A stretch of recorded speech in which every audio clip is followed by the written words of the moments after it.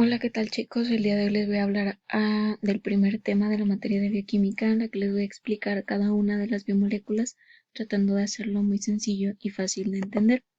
Para comenzar, hablemos de los niveles de organización de la materia, en donde la imagen nos va a esquematizar 14 niveles, teniendo primero el subatómico, en donde tenemos los neutrones y los protones que se encuentran en la parte del núcleo del átomo y los electrones que se encuentran en órbitas girando alrededor del átomo. El nivel atómico propiamente de los átomos, de los elementos como los que ya conocen, sodio, cloro o potasio. El nivel molecular, que son uniones de dos o más átomos. El nivel macromolecular, que es la unión de varias moléculas. Los organelos, que son varias moléculas organizadas para dar estructura y función a las unidades básicas de la célula y que éstas lleven a cabo sus tareas importantes. Las células son un conjunto de varios organelos, los tejidos son un conjunto de varias células con una misma función, los órganos son conjuntos de varios tejidos y luego tenemos a los aparatos y sistemas, que aquí es prácticamente lo mismo, pero como vieron en embriología, aquí depende del origen embriológico que tienen. Entonces los aparatos son conjuntos de órganos que tienen distinto origen embriológico y los sistemas son un conjunto de órganos pero que tienen el mismo origen embriológico. Después tenemos al individuo, que es un conjunto de aparatos y sistemas, la población, que es un conjunto de individuos, la comunidad, que es un conjunto de poblaciones, y el ecosistema y la biosfera. Cabe mencionar que en bioquímica solo vamos a analizar desde el nivel subatómico hasta el nivel celular. Ok, vamos a tener dos tipos de biomoléculas que son las inorgánicas, como lo es el agua, el sodio, potasio, calcio y magnesio, y las orgánicas, que son aminoácidos, azúcares, ácidos grasos y nucleótidos. Las orgánicas se componen principalmente de chomps, que es una mnemotecnia para resumir eh, las, los átomos que la van a formar. Entonces, la C es de carbono, H hidrógeno, O oxígeno, N nitrógeno, P fósforo y la S es el azufre. Se va a observar también la presencia de enlaces covalentes, y para recordar, estos enlaces se dan entre dos átomos que van a compartir sus electrones de la última órbita, lo que los vuelve estables a ambos átomos y va a permitir la formación de estructuras largas y complejas como lo son las macromoléculas. Bien, el agua, que es una de las moléculas inorgánicas. Todos conocen la fórmula química del agua, H2O, es sencilla y fácil de recordar, a diferencia de otras moléculas como lo son la glucosa o algún aminoácido. En la imagen A podemos observar el enlace covalente que se forma entre el oxígeno y los dos hidrógenos. Para ser estable, el oxígeno necesita dos electrones, que se lo van a compartir los dos hidrógenos que se le unen de esta forma. Los hidrógenos también se vuelven estables al obtener un electrón. En la imagen B podemos ver que la molécula del agua no adopta una estructura lineal, sino que ocurre algo bastante curioso con la molécula. Los dos átomos de hidrógeno van a formar un ángulo de 104.45 grados entre ellos y la molécula del oxígeno. Es más o menos como la forma de un compás abierto. Esta configuración, sumado a que el oxígeno presenta una mayor electronegatividad.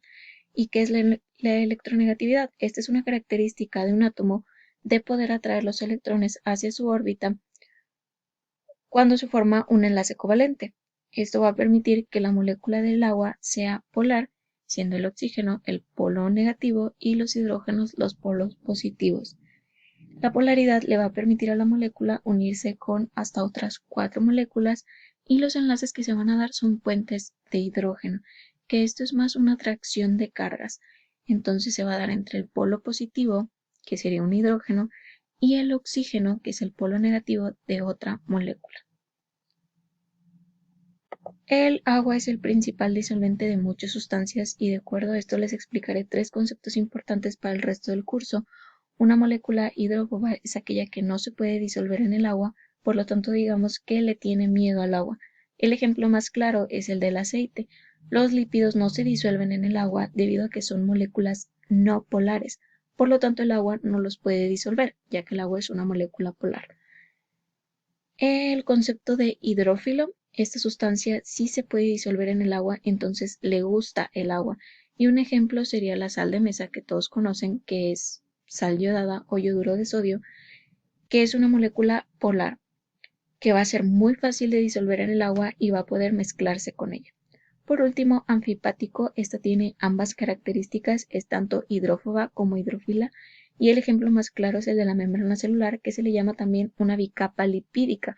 Esto porque está compuesta de fosfolípidos que contienen una cabeza de fosfato polar que le permite que interaccione con el agua tanto dentro de la célula como fuera de ella, y cadenas de ácidos grasos unidas a la cabeza de fosfato que vuelven el interior de la membrana hidrófoba, impidiendo el paso del agua y volviendo la membrana una barrera selectiva para las sustancias que entran o salen de ella. Bien, para empezar, aquí les quiero explicar qué es un hidrocarburo, y esto es una molécula compuesta por carbono e hidrógeno y va a ser hidrófoba. A esta la tomaremos como que es el esqueleto de todas las biomoléculas, pues todas las demás se van a formar añadiendo esta cadena de carbonos e hidrógenos grupos funcionales. Entonces las moléculas derivadas de un hidrocarburo, sus propiedades químicas van a estar determinadas por los grupos funcionales que se le añaden. En la tabla podemos observar los nombres de las familias, la estructura química y el nombre del grupo. También en la última columna ver características de cada grupo, como si son polares, ácidos, básicos o dónde los podemos encontrar. Me gustaría que pausaran el video y anotaran en esta tabla en sus apuntes de este tema. De igual forma les iré mencionando el grupo funcional característico de cada molécula en las siguientes diapositivas. Ok, los aminoácidos, esta es la primera molécula orgánica que veremos y este es uno de los temas que verán en este parcial más a fondo, entonces les daré las generalidades y lo más básico de estos. Quiero que observen la imagen de la izquierda y vean que tienen un grupo amino, un grupo carboxilo unidos a un carbono alfa o un carbono central, un grupo R que se los explicaré más adelante y un hidrógeno que está ahí solo. Son el componente estructural principal de las proteínas y los podemos clasificar en alfa, que son las más frecuentes, y aquí el grupo amino se va a unir al carbono alfa inmediatamente al lado del grupo carboxilo. O sea, esta clasificación va de acuerdo a dónde vamos a colocar el grupo amino. En los aminoácidos beta, el grupo amino lo vamos a encontrar en el segundo carbono al lado del grupo carboxilo. Y en el gamma, el grupo amino se va a unir al tercer carbono al lado del grupo carboxilo. Unido también al carbono alfa, se va a encontrar una cadena lateral o grupo R, que es el que le confiere las propiedades químicas a cada aminoácido. Por ejemplo, algunos grupos R son hidrófobos o son hidrófilos. También tenemos el enlace característico de los aminoácidos, que es el enlace peptídico, y este es un enlace amida que se va a formar con la participación de un grupo carbonilo que se va a producir entre el grupo amino de un aminoácido y el grupo carboxilo de otro. El carácter parcial que tiene de doble enlace el enlace peptídico da una estabilidad suficiente en condiciones fisiológicas y esto va a permitirnos que sean moléculas estables. La unión de varios aminoácidos nos va a dar la formación de cadenas de péptidos, que los péptidos van a tener menos de 50 aminoácidos, y la unión de más de 50 aminoácidos nos va a dar las estructuras complejas que conocemos como polipéptidos o ya bien una proteína. Y podemos ahí ver la cadena de péptidos y después estructuras ya más complejas como lo son las proteínas. Después vamos a ver los azúcares, y estos van a tener grupos funcionales que son alcohol y carbonilo. Se van a describir en función del número de carbonos y de la clase del grupo carbonilo que contienen. Los azúcares que poseen un grupo aldehído se denominan aldosas y aquellos que poseen un grupo cetona se denominan cetosas. La glucosa de 6 carbonos es una aldohexosa, tiene un grupo aldehído y 6 carbonos. Y la fructosa, que también tiene 6 carbonos, pero tiene un grupo cetona, va a ser una cetohexosa. También podemos clasificarlos de acuerdo al número de moléculas que se encuentran. Por ejemplo, la glucosa es un monosacárido ya que solo es una glucosa, una molécula, y la lactosa es un disacárido ya que tiene 2 moléculas, una de lactosa y otra de glucosa unidas por un enlace O glucosídico. que es el enlace más característico de los carbohidratos. Por último, los polisacáridos, que son macromoléculas complejas, como el glucógeno compuesto por muchísimas glucosas. Los azúcares son las unidades básicas de los carbohidratos, las moléculas orgánicas más abundantes de la naturaleza. Los hidratos de carbono desempeñan varias funciones en los seres vivos. Son fuentes de energía importantes o algunos de ellos actúan como materiales estructurales. Ok, los ácidos grasos. Generalmente estos van a contener un número par de átomos de carbono y en algunos organismos van a actuar como fuentes de energía. Poseen un grupo alquilo que contiene átomos de carbono e hidrógeno y van a existir dos tipos de ácidos grasos. Los ácidos grasos saturados, que no contienen dobles enlaces carbono-carbono, y como pueden ver en la imagen de la izquierda, pues es una cadena lineal en la que vemos que entre los carbonos solo hay un enlace. Y en la imagen de la derecha, los ácidos grasos insaturados, que estos van a poseer uno o varios dobles enlaces.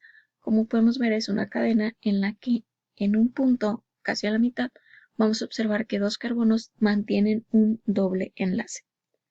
Las largas cadenas hidrocarbonadas apolares hacen a la mayoría de los ácidos grasos que sean insolubles en agua. Los ácidos grasos solo se encuentran como moléculas libres en los seres vivos en cantidades mínimas. La mayoría se va a encontrar como componente de varias clases de lípidos, que son un grupo diverso de sustancias solubles en disolventes orgánicos, como el cloroformo o la acetona. Recordemos que al ser hidrófobos los ácidos grasos no se van a disolver en agua. Los triacilgliceroles van a ser ésteres que van a contener un glicerol, que es un alcohol de 3 carbonos con 3 grupos hidroxilo y 3 ácidos grasos. Los fosfolípidos se van a componer de un grupo fosfato, que va a ser la cabecita que están viendo en rojo, y una cadena de ácido graso. Y son componentes importantes de las membranas celulares.